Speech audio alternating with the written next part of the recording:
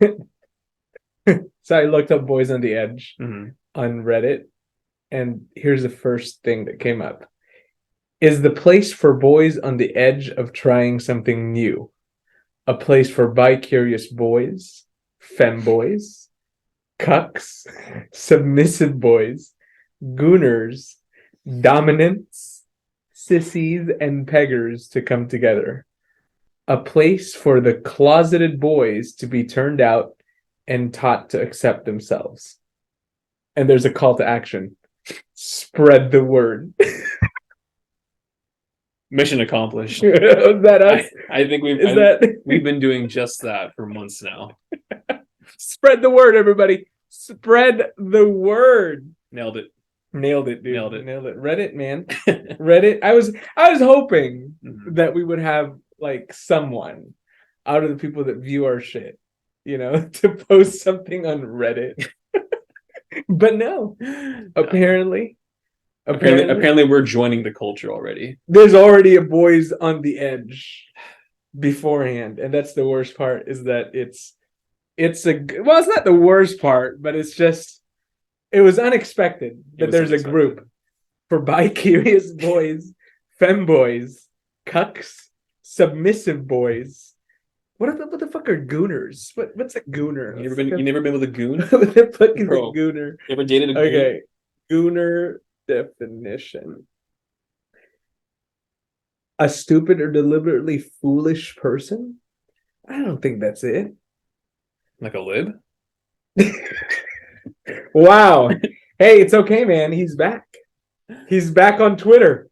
He's back on Twitter. That's a whole other that's a whole topic on itself, right? Yeah. So much has happened in just this month.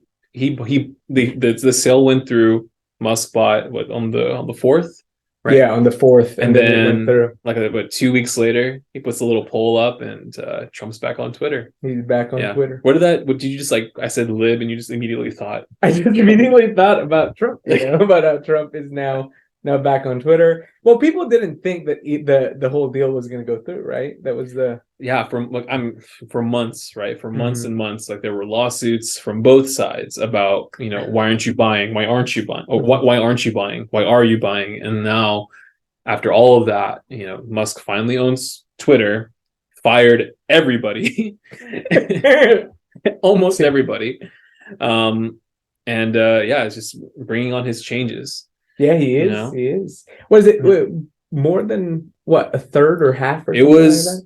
It was reported to be around 75% of the total workforce, which I think, ironically, is 7,500 total people who worked at Twitter. So 3/4 of that, whatever that is, can't do math right now. 3/4. Wow. Yeah. So there's only like 25% left.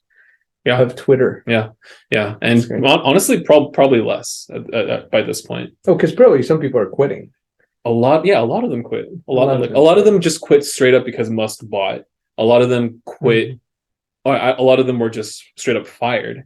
And then last week, remember, a week and a half ago, he released a notice basically saying, if you're not ready to, work hard for long hours, strenuously, then leave. We'll give you severance pay, for 3 months, I think is the legal amount. But yeah, he basically told them I want Twitter to be something. And if you don't want it to be the same thing, if you're not in it to win it, then leave.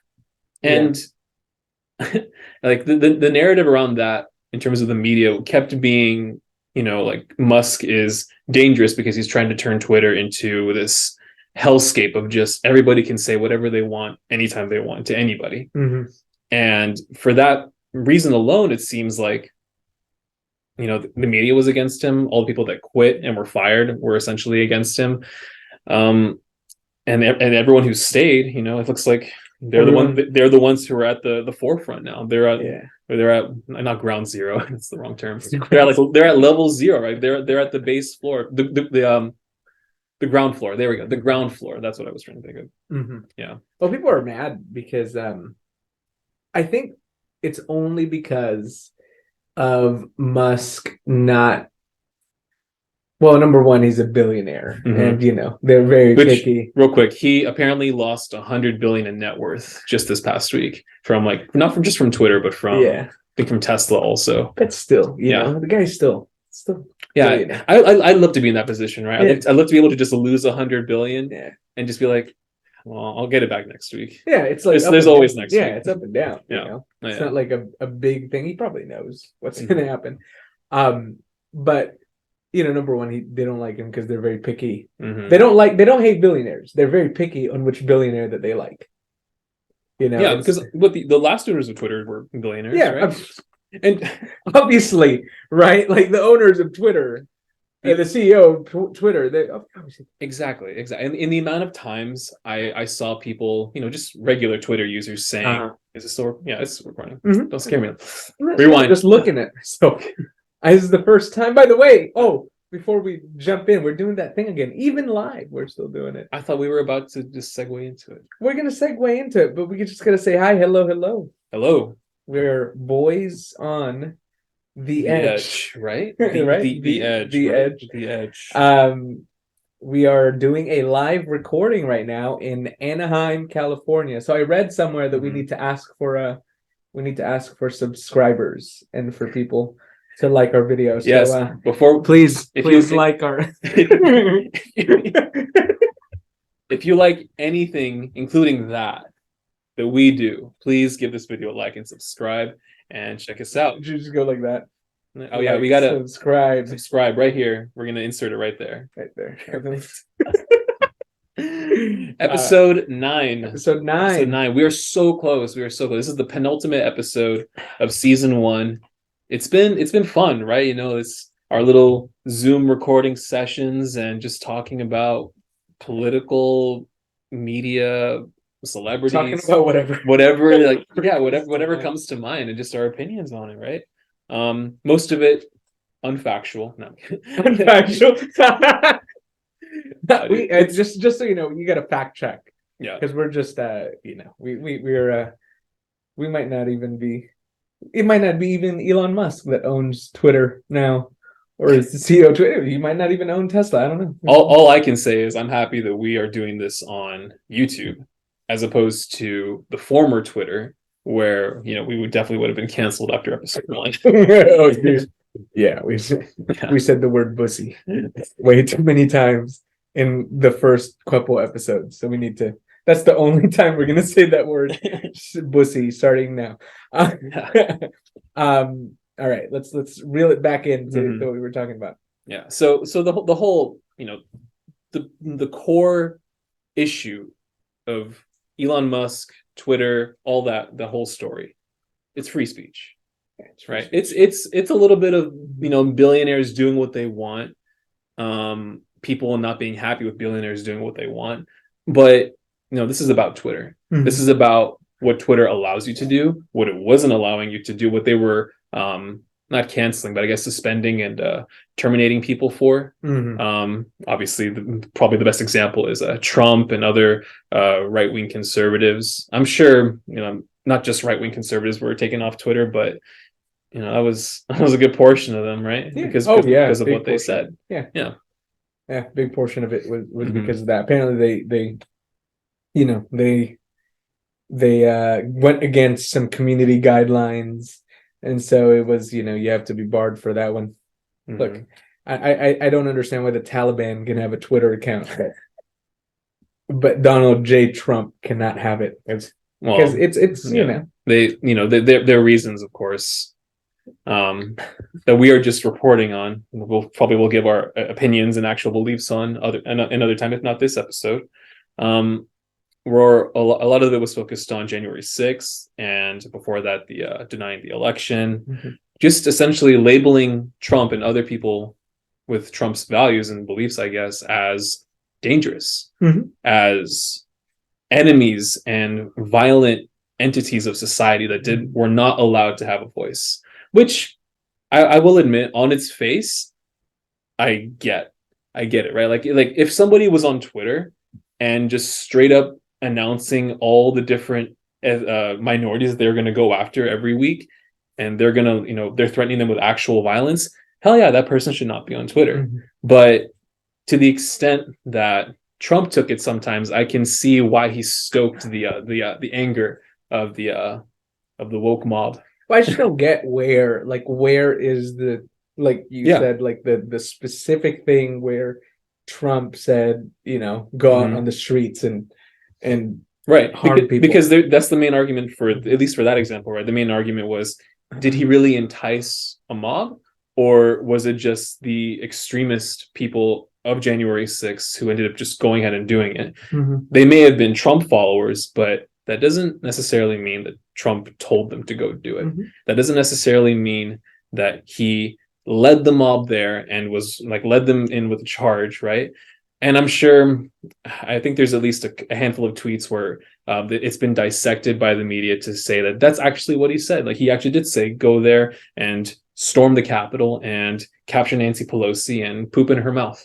I'm sure it's out there. Almost all of that was true, except for the poop in mouth, because there was poop on the Capitol walls. Anyway, it's like, because they interpreted his words this way and they made it known to everybody else in this way, he is dangerous, and thus he should not be on Twitter. Now, with Musk owning Twitter, you can already tell that free speech is slightly more back to the power of the people, right? It's a bit more free on what you can say on Twitter. Apparently, that people are still getting suspended and flagged and fact checked for what they're saying. I'm sure there's like this big transition period that's going on. I don't know, I don't know Elon Musk. I'm not friends with Elon Musk. I don't know what he plans to do in terms of moderation and content. Yeah, content moderation, right? I don't know what his goals are going to be there, but overall, right, he's a huge advocate of free speech, which means now you're going to see a lot of people on Twitter who are going to be saying a lot of, honestly, kind of fucked up things, and a lot of completely false statements. But for better or for worse, that's free speech. That's what it should be. Yeah. Well, that's the thing about free speech, right? It's like free speech. There's that other side of it, right, where you get all these other weird ideas, and a lot of those ideas have very bad motivations to them. Some of them are even just plain out lies. But the moment that you start saying that speech should be regulated, it's like, who's going to regulate it? Yeah.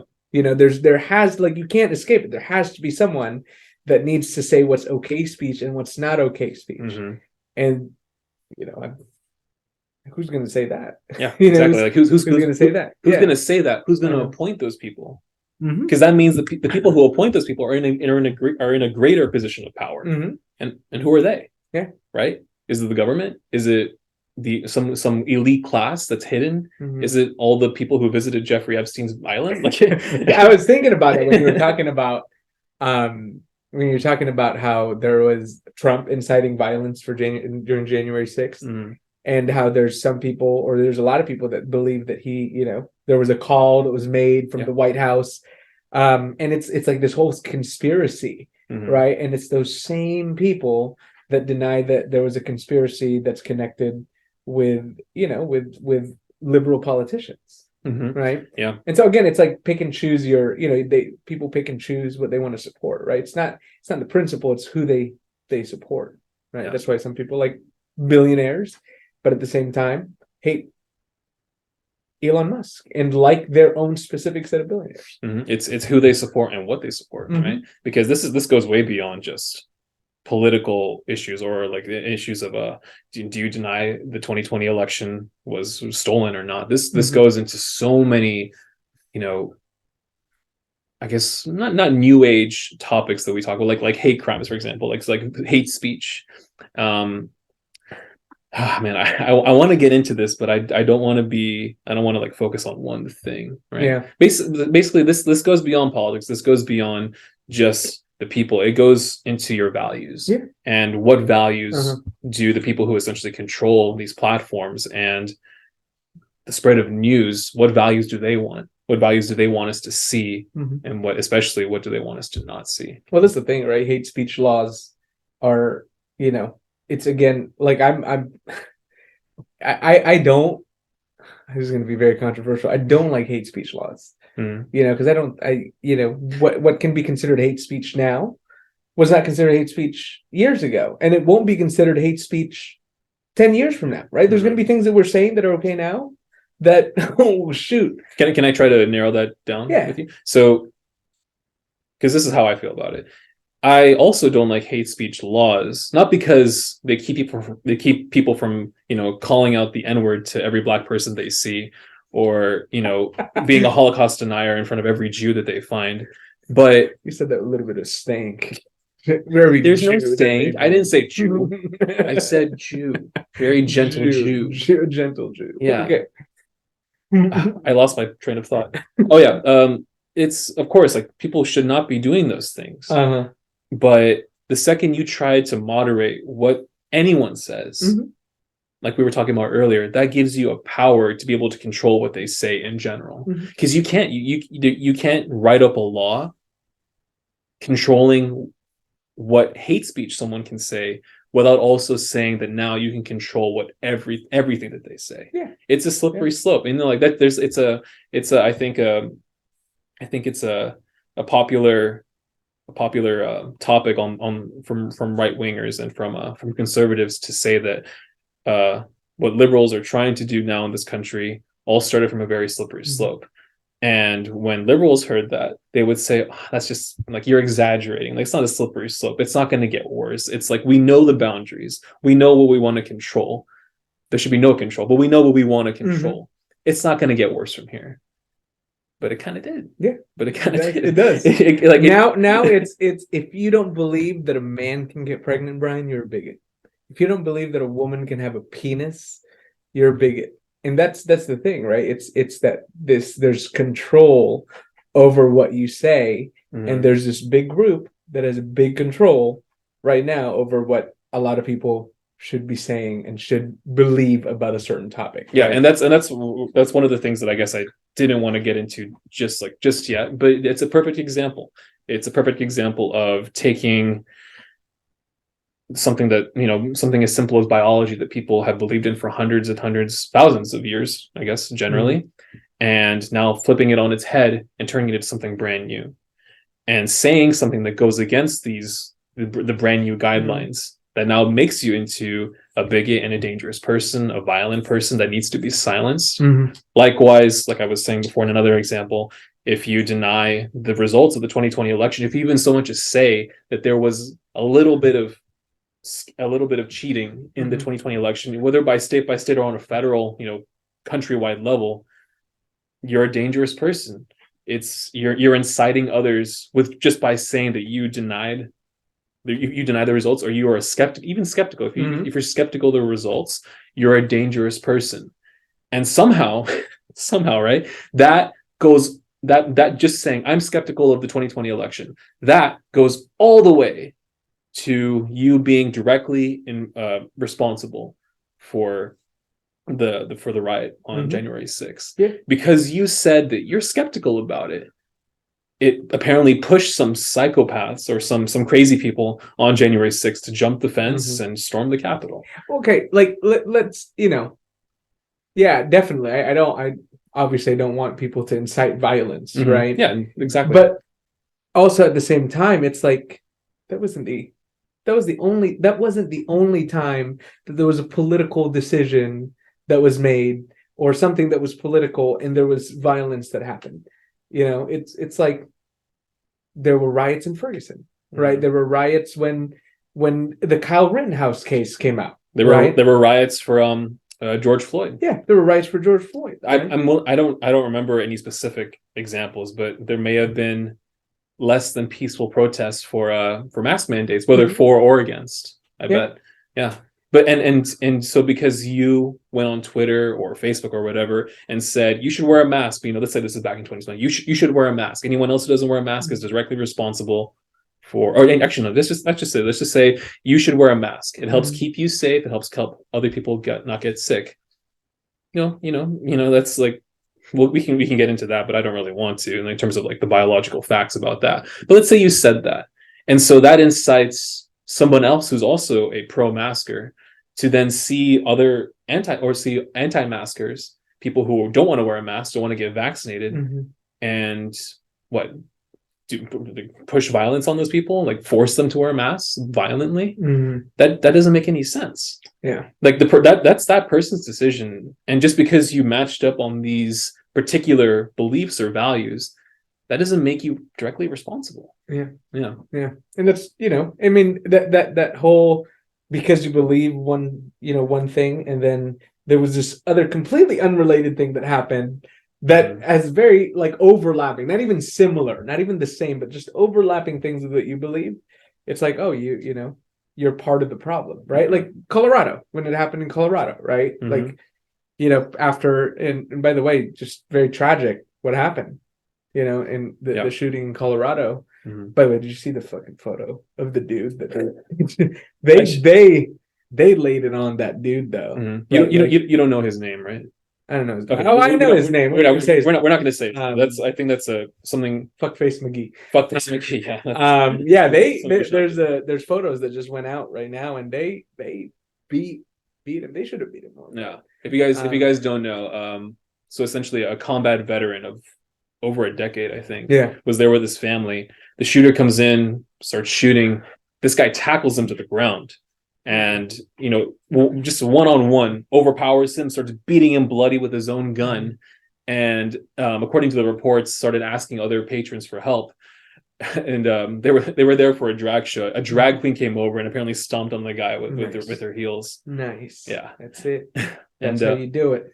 Yeah, and I think the so going back to what we were talking about, I think the narrative that the media started pushing of anybody who maybe doesn't just agree with gay marriage, even anything that touches, that is somewhat even against or causes friction with what the LGBT community says, is inciting people like this to now go and perform acts of violence. Did you see the TikToks of people just going out? Oh my gosh! Oh, not the TikToks.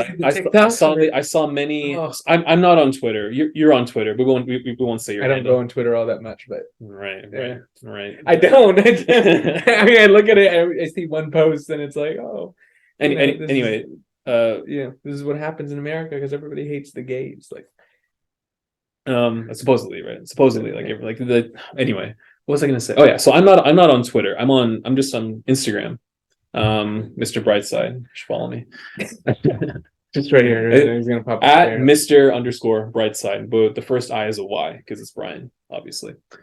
I see a lot of people reposting tweets from Twitter, obviously, in the form of Instagram story posts and pictures. And yeah, so many of them were focused on anybody who is at least a little anti-LGBT, which I think could actually encompass a lot of people. Not violently, not completely morally even, but I think anti-LGBT does encompass a lot of people because go around. There's a lot of ask your parents. Ask your parents right now. Y'all had an argument during Thanksgiving about LGBT. Exactly. Ask your parents, ask your grandparents, ask the church that's just around the corner. Right? Grandma believes that it's a fad. Yeah. Anyway, anybody who was anti-LGBT directly responsible, especially conservative talking heads, right? Like almost specifically conservative talking heads who help spread this quote unquote hateful, dangerous, violent rhetoric against this community. But that, just saying that means that you're putting the blame on possibly, I don't know, maybe not millions, but just possibly. Oh yeah, it's millions of people. Yeah, that's fine. Let's say millions. Possibly you're putting the blame on millions of people that they're the ones who caused the shooting.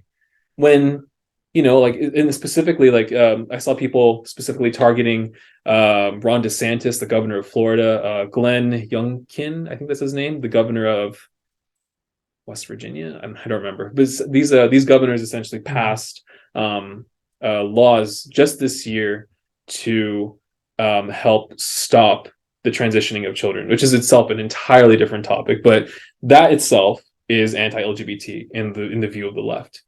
And so, because these governors passed these laws in their states, they are directly responsible for the anti-LGBT hate and thus the shooter who went to Colorado. Thousands of miles away. Thousands of miles away, right? Yeah, like the blood of these people. This is like quote from the tweet. And honestly, I think we should start posting these tweets for our sources, right? But yeah, the blood of these people is directly on Ron DeSantis's hands, which is fucking ridiculous. Mm-hmm. It's fucking ridiculous, honestly. Like, how could you possibly begin to reason that? Well, it's using talking points, man. It's like, it's classic. Mm-hmm. You know, it's classic taking something that's vaguely related to what you believe and then blowing it up so it fits your narrative. Mm-hmm. That's why, by the way, this is why, because it doesn't fit the narrative. This is why they don't mention that the guy that did the shooter, was non-binary. Non-binary, according to the court documents, right? This, according to the court documents and the attorney of the shooter, he is non-binary. Oh, sorry, they are non-binary. Oops. There's a news reporter that said he had to correct. She had to correct. It was CNN. I know exactly. It was CNN. It was they. Yeah, CNN, like the anchor who first reported this on CNN.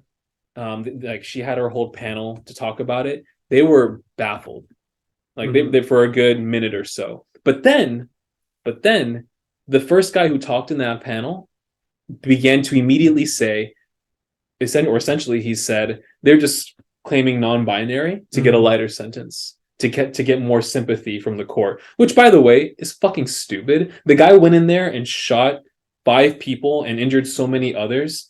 What the hell is his identity gonna do that helps to do his case, right? Yep. He already killed the people. He already hurt the people. He already went in there with a gun. Well, who the hell cares if he's non-binary or not? He's gonna get life in prison, if not worse. Oh, he's gonna. Sorry. I don't know if there's death penalty. I don't think there's death penalty in Colorado because they were interviewing the dad, and the dad. I think they told the dad that there's no death penalty in Colorado, and then he said, "Thank God." Which, by the way, I think the dad's a meth head. The dad's a former, if not current, drug user, former porn star. Was told that his son went into a gay nightclub and shot up a bunch of people, and the first thing he said was, "Oh my God, is he gay?" Which, you know, there's those times when they interview the parent, it's his first reaction, which is baffling to me. So, and that was another example of people who took the dad's response and was like, "Oh my God, how can people so hateful exist in the world?" Whereas to us, we hear something like that and like, that's fucking funny. That's like his son is a shooter, a mass shooter, and his first reaction was, "Oh my God, is he gay?" Well, that's the thing. It's like he talks about he's Mormon. He's Mormon. He's Mormon. Yeah, oh my gosh, creme de la creme. This.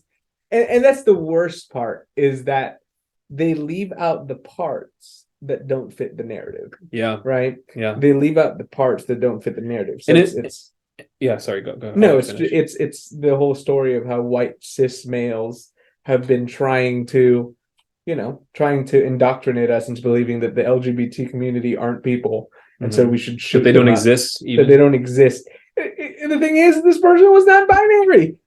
Checkmate. Like, and then they don't say that because it doesn't fit the story, the mold, right? And even if someone brings it up, they say, well, it's just a one-off, right? It doesn't matter. Why shouldn't it matter? Why shouldn't it matter? Okay. Yeah, and two things to that. Going back to the CNN reporters who were talking about this. The first guy was sorry. It's all good. The CNN reporter who was talking about this. I'm sorry. When was it okay to start denying people that their identities are actually who they are? Because that's exactly what that reporter did. They reported that the shooter was non-binary, and then the next talker immediately started saying that they're just doing it to get a lighter sentence, and started essentially being skeptical that this person really is non-binary. I thought that was a hate crime. I thought that was I thought that was a no-go. I thought that was bad. I thought that was violent. But this guy, this reporter on CNN just straight up did it in front of millions of people on live TV. Why is no one going after him? Because he doesn't fit the narrative. Yeah. There's a certain narrative that needs to be told, and it's it's one side versus the other. So much that they are willing to go against their own rules to help fit the narrative again, right? And and the second point, before we ever found out that the shooter was identifying as non-binary, the media and everyone on Twitter essentially was already saying that this is related to anti-LGBT hate crime. or this wasn't, or this not linked to, this was an anti-LGBT hate crime. Mm-hmm. This person was indoctrinated by conservative talking heads like Ben Shapiro, Matt Walsh, Tucker Carlson, whoever else, talks about these things. Yep. Which, by the way, we had no idea. Number one, we have no idea who this person is. Yeah. But because it was against this group, mm-hmm. right? This minority group, the LGBT community, it's officially, it has to be, someone that was indoctrinated. Right. We didn't know who this person was. And what I was going to say is we had no evidence that they were directly linked to, Ben Shapiro, Daily Wire, whatever, mm-hmm. that they were listening to these things, that they believed in these things. People found like little connections. Like, I guess his grandpa is a conservative political figure somewhere in San Diego. Mm-hmm. I don't know. Like I guess that's the proof that this is a hate crime. But before any of this was confirmed, and none of it has been confirmed, by the way, before any of this was ever officially found out about the shooter, the media was already saying that it's a hate crime, that it was mm-hmm. fueled by right-wing rhetoric. And it's just so funny to me. Like, I think Ben Shapiro said this too. It's just so funny to me that the media is so quick to already create the narrative, like already like fit it into the narrative, like get the puzzle pieces and force them into place so that they make their nice little story to push their agenda before they had any proof. And the second that the shooter comes out as non-binary, they don't know what to do. It breaks the narrative. Mm-hmm. And even so much as break their own rules and start denying if his identity really is what he says, mm-hmm. just to keep pushing the narrative. Ever since we heard that the shooter was non-binary, like people I follow on Instagram have stopped sharing about this. The shooter. The major news media is pretty much stopped covering it. Mm-hmm. They're not going to talk about it anymore. It's like they already realized, okay, either we break our own rule and begin to deny flat out that this person is not non-binary and they really are the hateful person we painted it out to be before having any of the facts, mm-hmm. or we can stop talking about it. Mm-hmm. And they stop talking about it. And they stop talking about it. It's classic. It's classic. But it goes to show you it's not about the community. It's not, they don't, here's the thing, they don't care about the LGBT community. Because if they did, they'd still talk about it. Mm-hmm. Right? They care more about the narrative than they do about reporting what's going on. Yeah. It's if you want to get more into the political side of it, or actual political party side of it, right? Nobody's gonna like what I'm about to say. But the media, I think, in my opinion, the media looks at the LGBT community and sees nothing but pawns.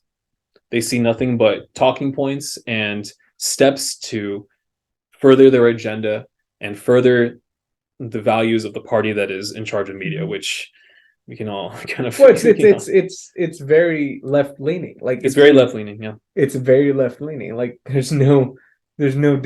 well, people can deny it, right? People can talk about this whole conspiracy thing, but same people who are talking about this is a conspiracy. What we're talking about is a conspiracy. It's the same people that think. I guess they could. January 6th was a conspiracy. They could deny it, right? But to say that they can, you can't anymore. Yeah. You literally cannot turn on.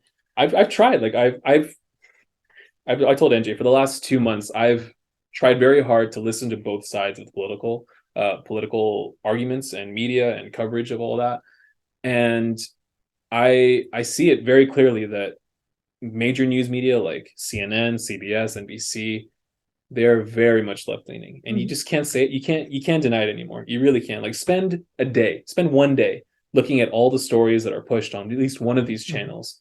And you're going to see right away, these are left-leaning values. These are left-leaning stories. These clearly have an agenda, not only to support, their beliefs and their values, but to firmly, permanently paint right-wing people, no matter how far to the right you are, no matter how far conservative you are, paint you as a bigot and a person who is inciting violence and someone who should be silenced immediately because you are dangerous to society. Yeah.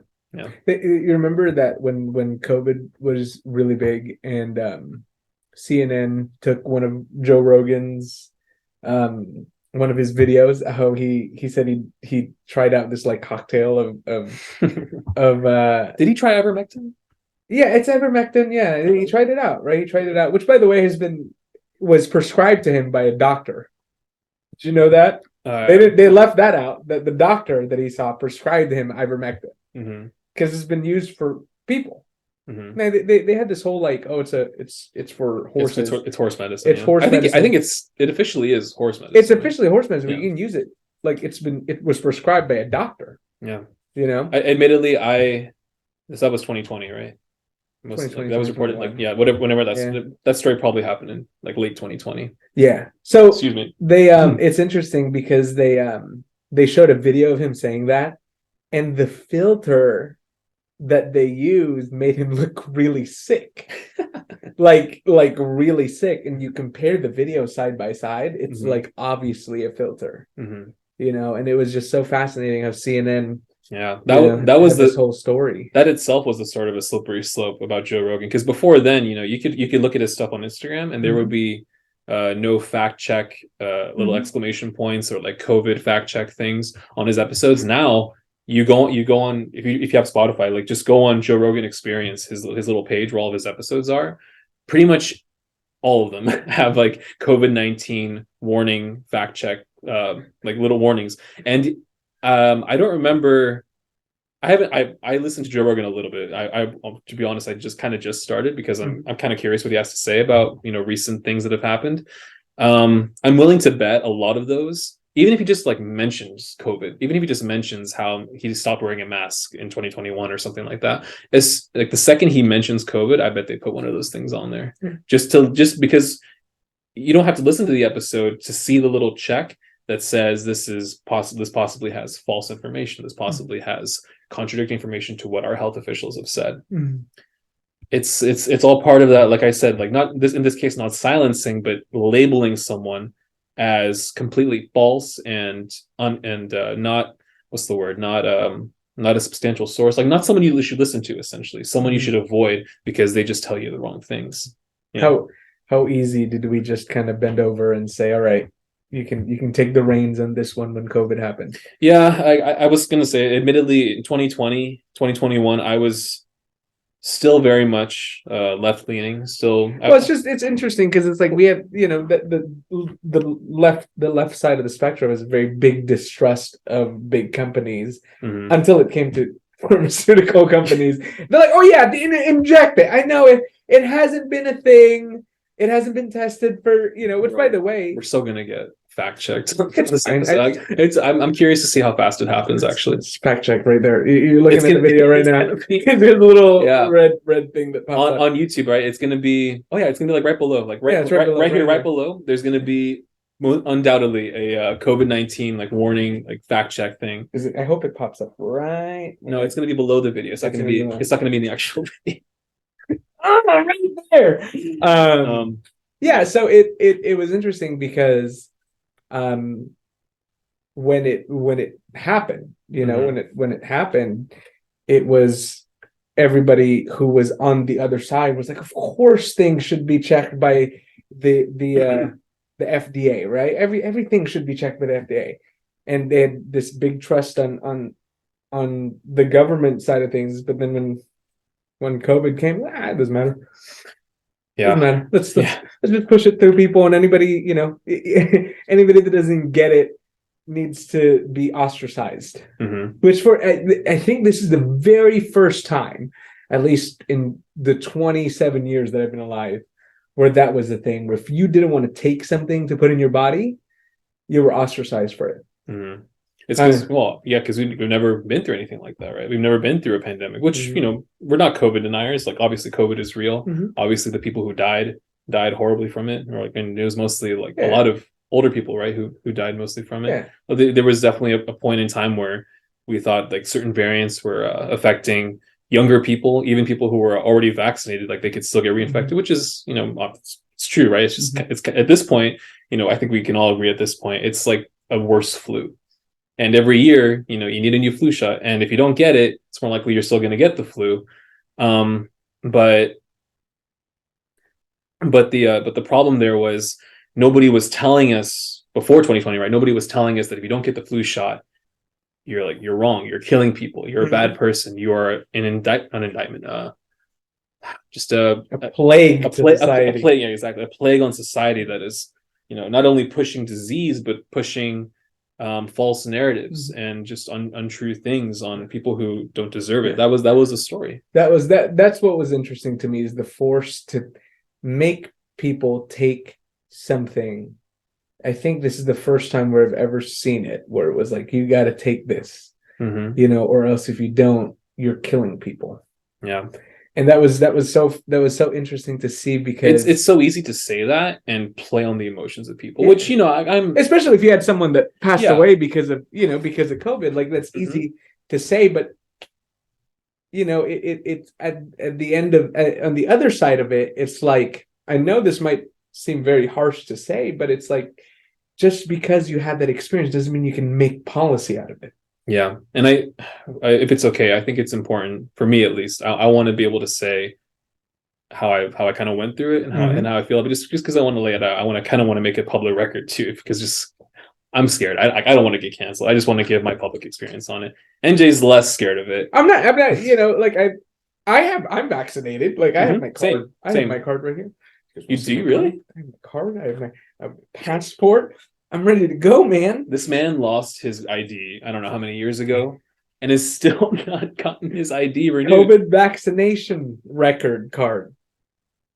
Yazan Enja, right here. Nice. Right here. Yeah. I got it right here. Check it. Cost me $300. Just kidding. It's blurry. It didn't cost me anything. It's a COVID card. What did I get? Vaccine card. You guys get it. Pfizer FC3180. God, that sounds like a fast car.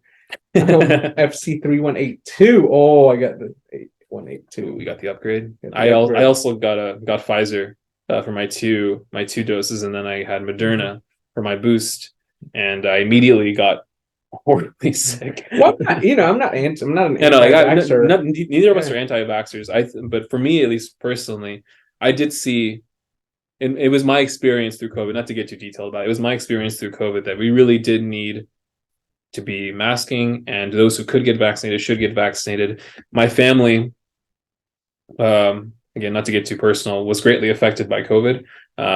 We did have a couple people that did pass away, and my dad particularly is his respiratory system is compromised, to say the least. Not like he's dying, but like he doesn't have the healthiest respiratory system. I'll just leave it at that. And so if he got COVID, he would have been one of the worst hit from it. And so for me, it was very important to tell both the people around my family, people in my family, around my family, and especially like my mom, obviously, who in my house, it was just my mom and my dad, and then when I would go, it would be me. It was important for us to get vaccinated, to do these things, because it was so important to me to help keep my dad healthy. And I'm not the only person who did it this way. Like, I know my girlfriend's brother's wife, her dad is what's it called, immunocompromised, I think. Like he couldn't get the vaccine, and so it was very important to their family, for all of them likewise, to also get the vaccine, to mask, double mask, be super diligent about these things, to socially distance, to take if they were planning to leave for something, to wait 2 weeks, but at least 2 weeks, to make sure you weren't getting sick, and then you could go do the plans. You remember how we used to do that? Yeah, we used to do that. Yeah. We used to plan out all this to say, I'm not, at least for me personally, because I don't want to speak for you. For me personally, I'm not saying all these seemingly anti-COVID, anti-vaxxer type things, because I'm not. I'm not saying any of these things to support that. I think we're both more focused on the policy and that was created from it, and the social stigma that was created from it too. How it essentially changed people that we knew to not just say you need to get vaccinated, you need to mask, but to essentially be so firmly believing in that if you didn't do it, they would ostracize you, they would cast you out, they would put you aside. And even further than that, if you look at the political level, political figures going as far as saying, if you did not vaccinate, if you did not mask, you are essentially directly responsible for killing people, and thus we must justify all these mandates, all these things that they pushed from 2020 essentially through the start of this year, right? Because I would somewhat say that the quarantine, the pandemic, didn't essentially end until earlier this year. If we really look at, we're still kind of in that. We're still kind of in it, right? People are how many people are out right now on Black Friday? Probably not that many. Yeah, because There was I live in Orange. I'll say it. I live in Orange County. It's more conservative area of California, and yeah, you really don't see any masks anymore. No, not even in LA. I knew the mask thing was over was when I went to LA and nobody was wearing a mask, and I was like, oh, this is done. I knew it was over when San Francisco, because I grew up in Orange County, but I live in San Jose, and thus I'm really close to San Francisco. I knew that the pandemic was essentially over when San Francisco businesses were no longer enforcing this sign that they still have up on their businesses to say, please wear a mask.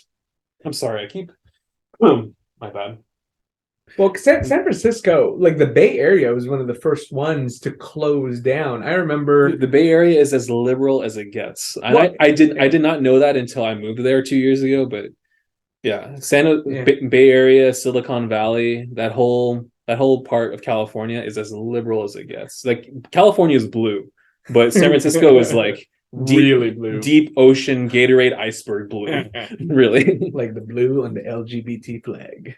Which for I'm sure there's a blue on there. I don't there's know. It's a rainbow. Of course, there's a blue. Well, I don't know, but this each one represents somebody. It's rainbow. Oh no, you're right. It's you everybody. Have you seen the new LGBT flag? I have not. Oh my god. Okay, so if you haven't, we'll put it up on the screen, right?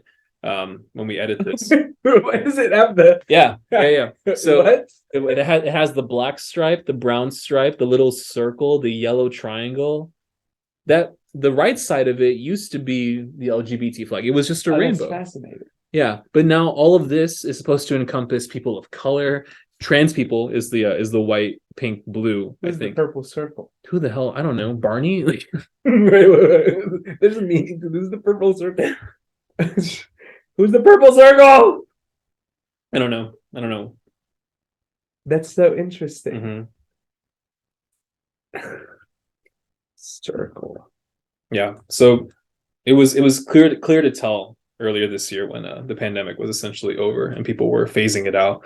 I'm sure there's still people who mask for their own safety. I personally still wear a mask on a plane. And if you're familiar with the Bay Area, the BART system, the train system, right, that takes you everywhere, some of those trains are pretty grody. Yeah, but see, that's the thing. What you described was like family telling family to get vaccinated. You know, like friends telling friends, "Hey, this is why you should get vaccinated."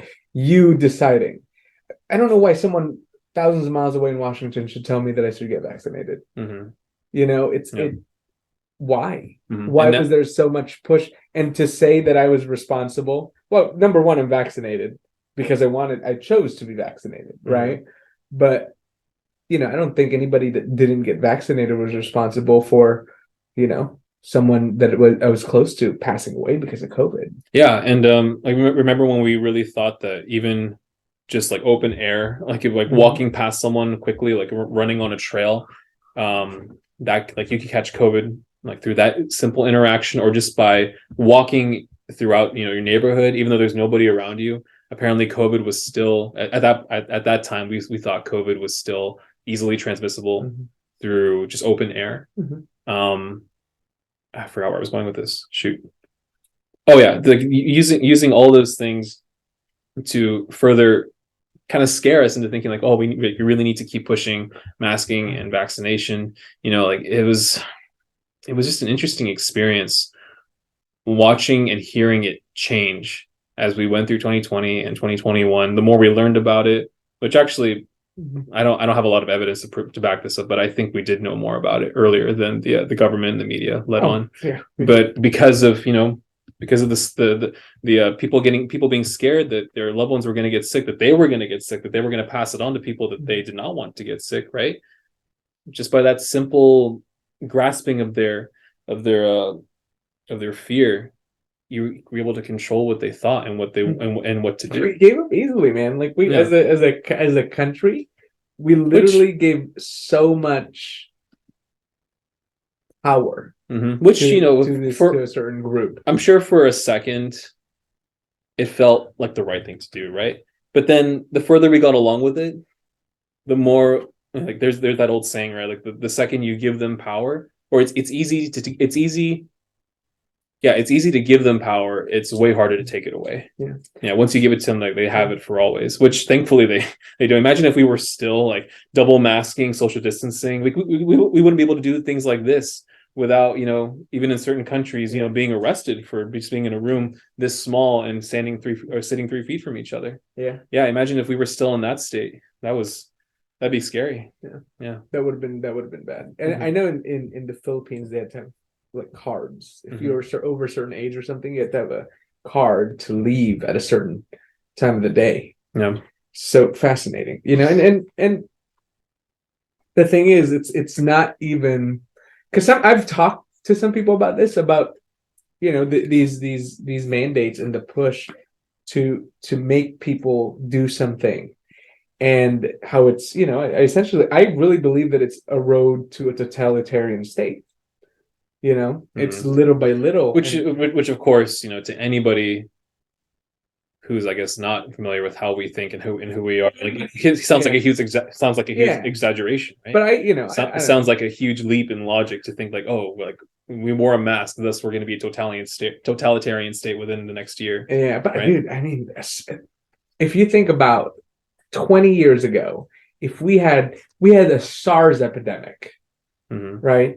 We had swine flu epidemic within the last 20 years. Within the last 20 years. Right, but there was no such big push. It was Ebola. Ebola came by. But SARS and swine flu were the ones that were, I guess it was very similar to how kind of COVID happened. Yeah. What a throwback. Swine flu. I got swine flu. Do you remember bird flu? I remember bird flu. Oh yeah, bird flu. That was one of them. Yeah, bird flu. One of them. Yeah. Dang, bro. I think that was no, wait. Is it SARS? I think SARS was different than bird flu. I don't remember. Yeah, but there was 2 or 3 flus that were really, really bad, and there was no big push. But now it's surprising. It was surprising to me to see, and maybe it's just me, but I really do believe that it's the road to a state that. Some people, they don't get it because they haven't seen it, but and that's our actually not our generation. I guess it'd be technically mostly Generation Z that has gone through that for their childhood. But we were older, so we went through that. But we're not the only generation to have gone through this. As much as like the 60s or 70s. When was the AIDS epidemic? AIDS was, I guess, 70s and 80s. Yeah, that was when it was. That was, I guess if you look, I guess a long time ago now, but that's still pretty recent memory to know that, epidemics, pandemics have always been a thing, but COVID really was the first one, the strongest one, somehow, some way, that pushed all of us to go into quarantine, politicians to have, I think unfettered is a strong word, but unfettered power to be able to control where we went. Okay, well, it is kind of like, think about Fauci. Right.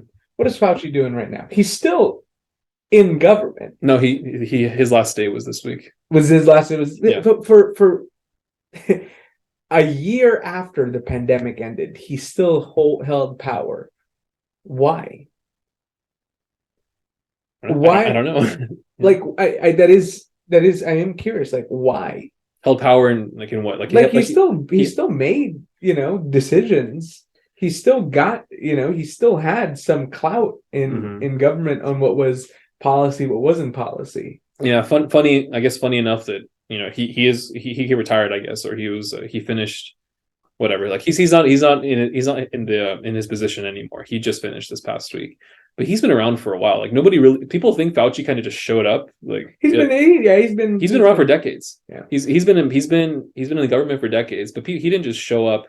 During Trump's presidency, he didn't just show up for COVID. He's been around for a while, but I'm sure most of us really found out, who Dr. Fauci was, and his obviously, the things that he pushed and the things he would say, regarding COVID, just in the past, I guess 2 years, 3 years. Yeah, and we're still, COVID was so interesting because that was the first time where it shut down the world. It wasn't Yeah. just one country. Not just like we're talking like, Yeah, it our was a small scope. global shutdown. Yeah.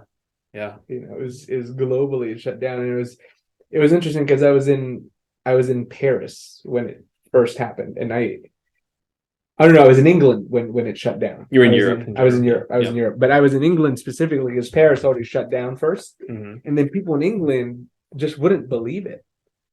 Just there were just people in cafes talking about how it's over exaggerated, all of this, and then yeah, it shut down in England too. Everything started to shut down. When we came here back to the United States, it was it's not going to happen. It's probably only going to be like you know a day thing, or not a day thing, a week thing or 2 week thing, Hmm. because it's in San Francisco. Yeah. Things started shutting down. Then it moved to LA. I will say a lot of right wing talking heads like to say that remember when they all lied to us? Remember when they said, "Oh yeah, just quarantine for 2 weeks, we'll all be good."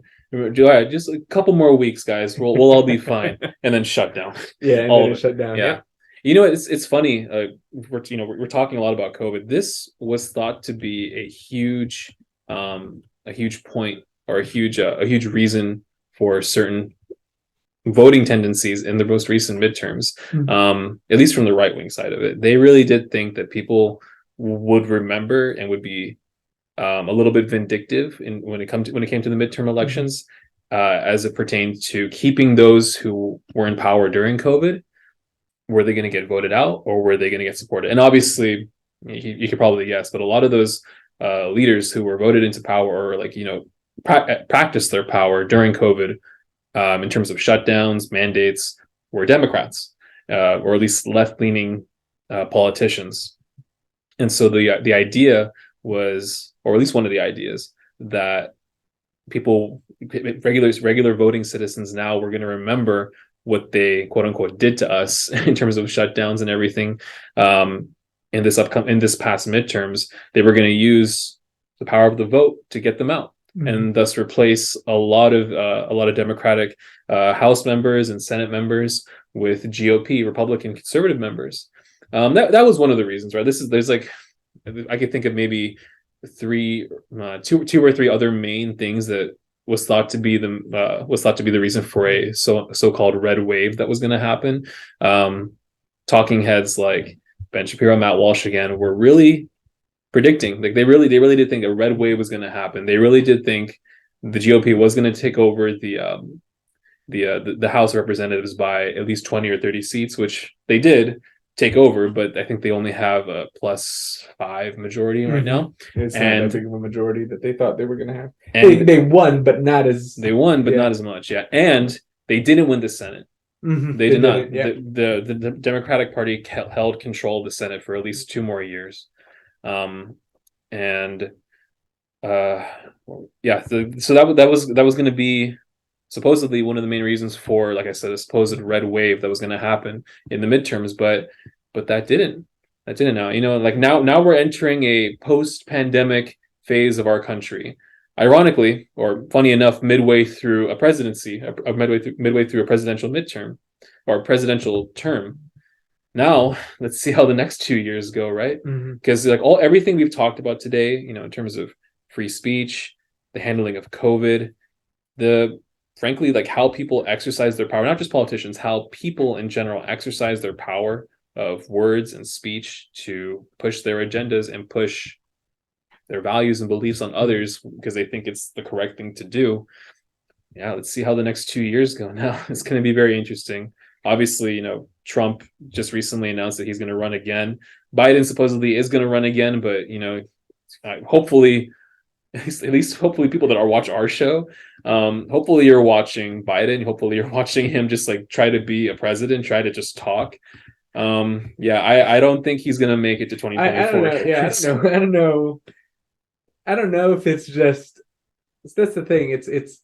I don't know if if the videos that we see of Biden kind of just like stumbling around like the old grandpa with dementia is who he is, or if it's just an exaggerated thing. But there's so many videos of him like that, and I really do think that's who he is. Yeah, I think he's kind of just like the the grandpa. Yeah, because like, I mean, let's use our recent memory. Look at Trump. Trump was Trump 2016 through 2020. He never changed. He was essentially the same person that we all knew him to be for 4 straight years, actually up until now.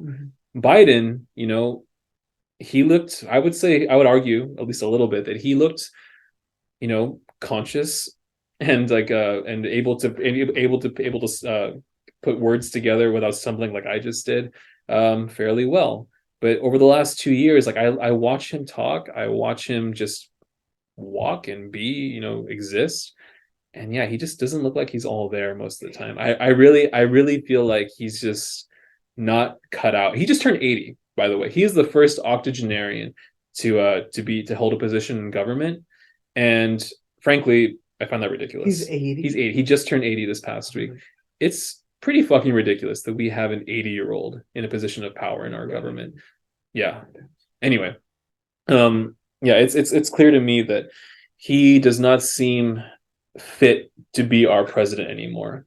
And and you can say what you want about the handlers theory, like that there's people in our government, maybe not even in our government, but with influence in our government who handle Biden, control what he says, thinks, or at least how he presents what he says and thinks. You can believe or not believe that, whatever you want, but frankly, I don't see how Biden himself is doing this by himself. I really do think there's a heavier influence behind Biden who is, pushing, I guess, because he's a Democrat, right? He's pushing a Democrat agenda further along than they would be able to, obviously, if Trump or any other Republican wasn't president. Even if Obama was president now, Obama's still, I don't know, what is he, like 60? 50? Yeah, no, I mean, he's probably like late 50s, early 60s. I'm- He's young. He's younger. Yeah, I have no idea how old Obama is, but at least Obama would not be up there seemingly just like talking from a teleprompter all the time, or not know when to or leave, not know or when to just leave. turn. As soon as he's done talking, turn towards the wrong side of the stage to try to leave, and then turn back to leave. Look it up. Biden has done this a lot. He has done this a lot where he's done talking, he tries to leave the stage, and then he has to turn back because he has no idea where he's going. Yeah. Yeah, it's pretty bad. It's pretty bad. But anyway, that was the midterms, right? It's not like we live in California, bro. It's not like the midterms really mattered here. Is California ever going to turn red? Yeah, no. I think the last Republican governor was Schwarzenegger, right? Schwarzenegger was the last one. I can never say his name correctly. Schwarzenegger. I don't want to try. I just say it. Schwarzenegger. Schwarzenegger. I can't, bro. I can't. Schwarzenegger. Look at the camera and say it. But anyways, Arnold Schwarzenegger. I can't. I hear how the last part of his last name is coming out of my mouth. I'm not going to say it again. I did not do that on purpose. I promise. But I'm not saying it again. All right. All right. So that was the end of the episode. Yeah, it was. It's our first one doing it live. Yes, and live. Yeah, thank you guys so much for watching. Don't forget to like and subscribe. If you would like to check out our older videos, you can click here. I don't know if it's going to pop up. Is it not going to pop up? Okay, we could make it pop up. We're still figuring this out. So here's our little rough outro that we're making. Anyway, thanks for watching. Click right here. Click right there. Or then you can stand up and then go right there. Subscribe. Thanks for watching, guys. Catch you next time.